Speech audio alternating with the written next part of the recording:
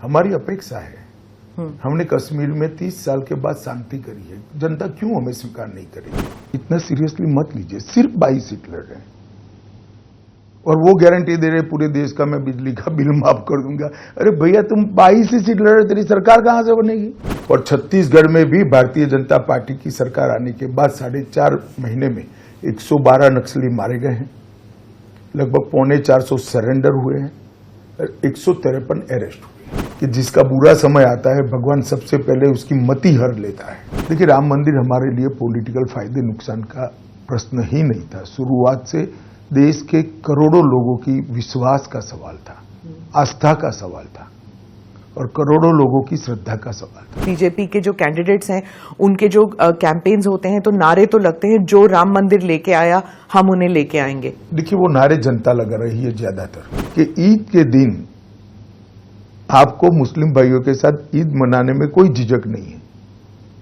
आप मुस्लिम नहीं हो तो भी, मगर हिंदू होते हुए राम मंदिर की प्राण प्रतिष्ठा में नहीं जाते हैं क्योंकि मुस्लिम वोट बैंक आपसे नाराज हो जाएगी। किस तरह की पॉलिटिक्स है? और जहां तक मुसलमानों के आरक्षण का सवाल है, मैं आज भी फर्म हूं कि धर्म के आधार पर इस देश में आरक्षण नहीं होना चाहिए। ये संविधान की स्कीम नहीं है। पाक ऑक्यूपाइड कश्मीर भारत का हिस्सा है और इस पर हमारा अधिकार है। कई सारे मुख्यमंत्री हैं वो कहते हैं कि नहीं आने देंगे हम यूसीसी, जैसे कि स्टालिन है या फिर ममता जी हैं, क्योंकि यूसीसी आके फिर वो ये तो देखिए स्मिता जी, 370 के लिए भी बहुत सारे लोग कहते थे, सीए के लिए भी बहुत सारे लोग कहते थे। अब ये सब वास्तविकता बन चुका है। जनता ही निर्णय करती है और इसीलिए हम चुनाव के पहले कह रहे हैं, कोई गोपनीय बात नहीं है। पर यूसीसी स्टेट वाइज हो रहा है ना, जैसे ऐसा जरूरी नहीं है।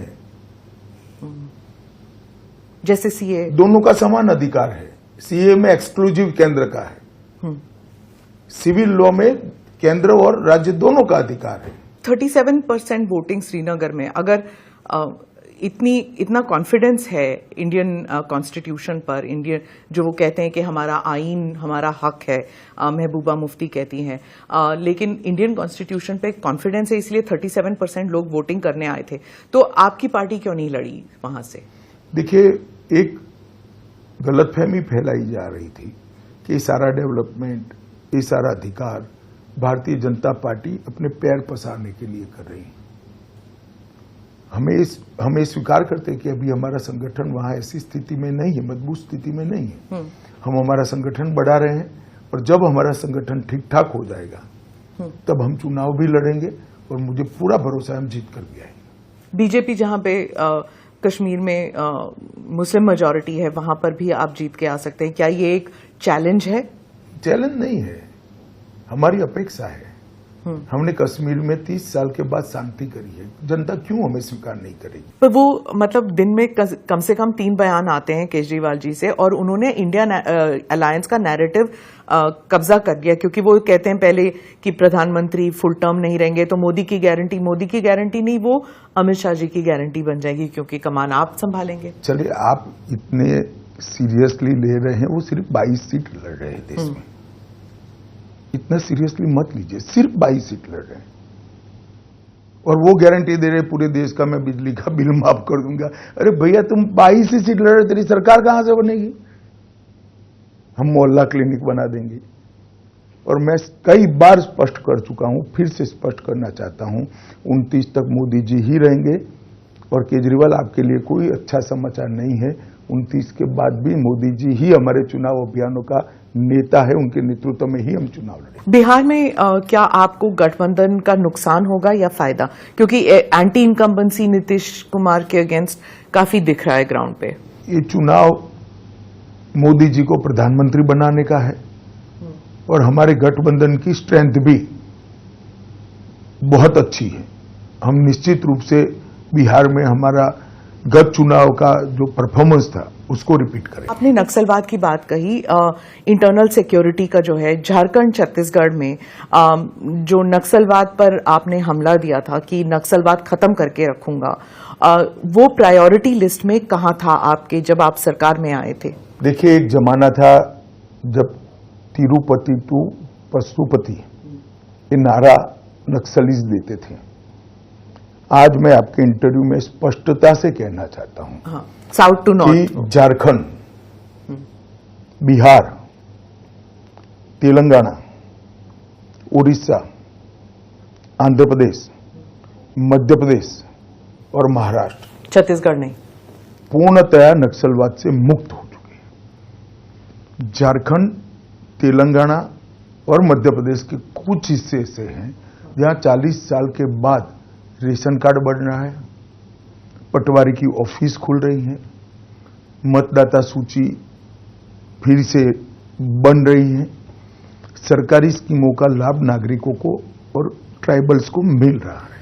40 साल के बाद पूरा पहाड़ कर एक जगह है झारखंड में, आप जाकर आइए। और हमारी सिक्योरिटी फोर्सेस ने 51 दिन तक ऑपरेशन कर पूरा पहाड़ को कंप्लीटली नक्सलियों से मुक्त करा है। अब छत्तीसगढ़ के 3-4 जिलों में ये समस्या बची है। मैं मानता हूं कि अगले 2 साल में, 3 साल में देश नक्सल समस्या से मुक्त हो जाएगा। और छत्तीसगढ़ में भी भारतीय जनता पार्टी की सरकार आने के बाद 4.5 महीने में 112 नक्सली मारे गए हैं, लगभग 450 सरेंडर हुए हैं और 153 अरेस्ट हुए हैं। इतना बड़ा अभियान ये 5 महीने में लिया है, जो कांग्रेस की सरकार थी तब स्थगित आ गई थी। और on the contrary Congress party ये कह रही है कि फेक एनकाउंटर हो रहे। मैंने कई इंटरव्यू में कहा है, तुलसीदास जी का एक कोट है कि जिसका बुरा समय आता है भगवान सबसे पहले उसकी मति हर लेता है। कांग्रेस पार्टी के साथ शायद यही हुआ है। दक्षिण में आपने कहा था कि सिंगल लार्जेस्ट पार्टी उभर के आएगी बीजेपी, और विपक्ष कहता है दक्षिण में बीजेपी साफ और उत्तर में हाफ। देखिए, मैं अपने बयान पर कायम हूं। कर्नाटक, तेलंगाना, आंध्र प्रदेश, केरल और तमिलनाडु, ये 5 राज्य मिलकर जितनी सीटें हैं, इसमें भारतीय जनता पार्टी सबसे बड़ा दल बनकर बाहर आएगा इस चुनाव में। जैसे राम मंदिर के लिए किया था जी, राम मंदिर में हमने न्यायालय के फैसला आने के बाद ही कंस्ट्रक्शन का फैसला किया है। वो आपका पॉलिटिकल डिसीजन, उसमें आपको पॉलिटिकल फायदा मिला कि नहीं मिला अब तक? देखिए, राम मंदिर हमारे लिए पॉलिटिकल फायदे नुकसान का प्रश्न ही नहीं था। शुरुआत से देश के करोड़ों लोगों की विश्वास का सवाल था, आस्था का सवाल था और करोड़ों लोगों की श्रद्धा का सवाल था। पर जब आपके सिर्फ आपके नहीं, जब भी बीजेपी के जो कैंडिडेट्स हैं उनके जो कैंपेन्स होते हैं तो नारे तो लगते हैं, जो राम मंदिर लेके आया हम उन्हें लेके आएंगे। देखिए, वो नारे जनता लगा रही है ज्यादातर। आप इन्हें देखा होगा, मंच पर से नहीं लगते, नहीं, जनता में से लगते हैं।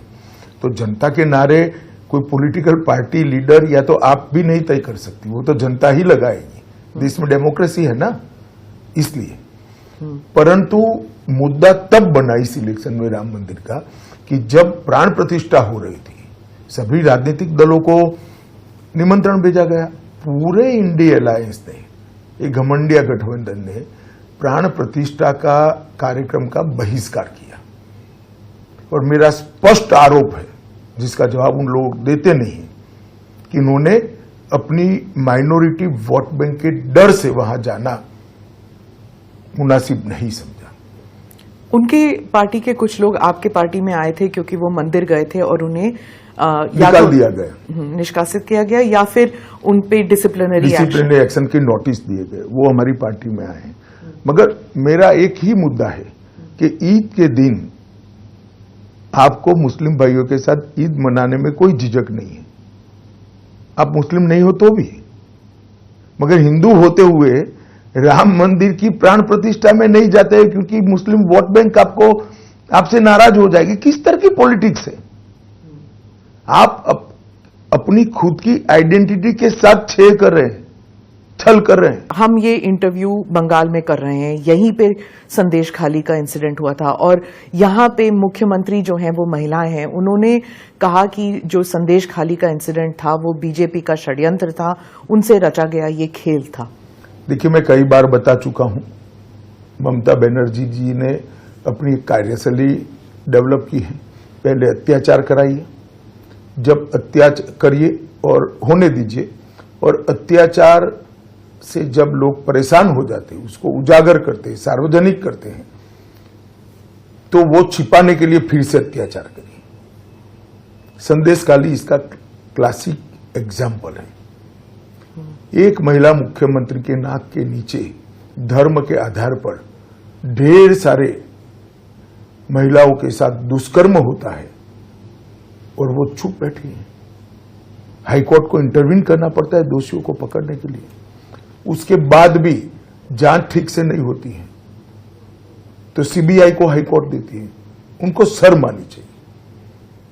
विपक्ष कहता है कि जहां आप संदेशखाली का इंसिडेंट उठाते हैं, आपका ही जो अलायंस कर्नाटका में है वहां पे भी औरतों पर अत्याचार हुआ था। प्रज्वल रेवन्ना का केस बता रही हूं मैं, वहां पर आपने उन्हें बाहर जाने दिया। प्रज्वल, देखिए, आप कर्नाटक से ही आती, वहां सरकार किसकी है? कांग्रेस की। उनको अरेस्ट करने की जिम्मेदारी किसकी है? कांग्रेस की। मेरा बहुत स्पष्ट मत है कि कांग्रेस के डेप्यूटी सीएम वोकलिगा जाति से आते हैं, डीके शिव कुमार। उन्होंने वोकलिगा वोट बैंक बेल्ट का वोटिंग होने तक इनको हाथ नहीं लगाया और अपनी वोकलिगा वोट बैंक को प्रोटेक्ट करने के लिए उनको जाने दिया है। जिम्मेदारी अगर किसी की है तो उनकी है। जैसे ही घटना बार आई, मेरी पार्टी की ओर से मैंने ही स्पष्ट किया था, भले हमारे एलआई हो, कठोर से कठोर कदम उठाना चाहिए, या तो वो सीबीआई को दे दें। बंगाल में जो इलेक्शन रिलेटेड हिंसा होती है उसके बारे में आप कुछ बताएंगे हमें? देखिए, बड़ा दुर्भाग्यपूर्ण है। एक जमाने में यूपी बिहार में रैगिंग होती थी, चुनाव आयोग प्रिवेल कर गया, रैगिंग समाप्त हो गई। धीरे धीरे चुनावी कल्चर भी बदला। एक जमाने में आतंकवादी कश्मीर के अंदर वोटिंग ही नहीं होने देते थे। 2 दिन पहले वहां पर भी 35% वोटिंग हुई, एक रिकॉर्ड है। मतलब आतंकवाद जब से शुरू हुआ तब से अब तक का रिकॉर्ड है। परंतु बंगाल एक देश का एक हिस्सा ऐसा रह गया है और इसके लिए जिम्मेदार टीएमसी सरकार है, जहां चुनाव के बाद भी हिंसा थमने का नाम नहीं लेती है। गत विधानसभा चुनाव के बाद 10 दिन में 53 लोग मरे। चुनाव की बाद चुनावी हिंसा छोड़ दीजिए, पर यहां हाईकोर्ट ने ऑर्डर करना पड़ेगा। आप व्हाट्सएप पे पर्चा डाल रहे हो, जब पार्टी की एक्सपांशन की एक्सरसाइज चलती है, नीचे कोई दूसरी पार्टी के कार्यकर्ता बनते हैं तो उनको लटका दिया जाता है। कोई टीएमसी छोड़कर यहां आएगा तो उसको फांसी चढ़ा देते हैं और कहते हैं आत्महत्या कर दी। मैंने ऐसा दृश्य कहीं नहीं देखा। एक जमाने में केरल में भी हिंसा होती थी, परंतु केरल की हिंसा मारपीट वाली होती थी। तो गरीब लोगों को आप फांसी पे लटका दोगे, जिंदा जला दोगे। कई सारी ऐसी घटनाएं हैं। मैं तो आपकी चैनल से दरख्वास्त करूंगा कि ऐसे दृश्य ढूंढ लीजिए फांसी चढ़ने वाले और जिंदा जलने वाला एक आदमी अपना वीडियो कर अपील करता है, मैं तो अब जलकर मरने वाला हूं, आप इस शासन को बदलिए। 400 पार का जो नारा था उसको आप मिस इंटरप्रेट कीजिए, कुछ भी कहिए, पर ऑपोजिशन ने तो कहा था कि आप रिजर्वेशन हटाने के लिए कर रहे हैं, आप मुसलमानों के हक को छीनने की बात कर रहे हैं, उनका जो रिजर्वेशन है उसे हटाने के लिए कर रहे हैं। ये बात ग्राउंड लेवल तक जा चुकी थी।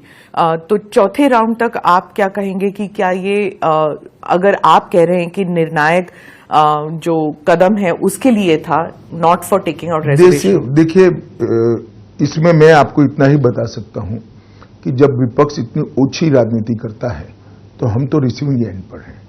मगर हमने देश की जनता के सामने बहुत अच्छे तरीके से स्पष्ट किया है कि अगर हमारा उद्देश्य आरक्षण हटाना होता तो 10 साल से हमारे पास बहुमत था, इस देश की जनता ने ही दिया था, हमने तो वो नहीं किया। और जहां तक मुसलमानों के आरक्षण का सवाल है, मैं आज भी फर्म हूं कि धर्म के आधार पर इस देश में आरक्षण नहीं होना चाहिए।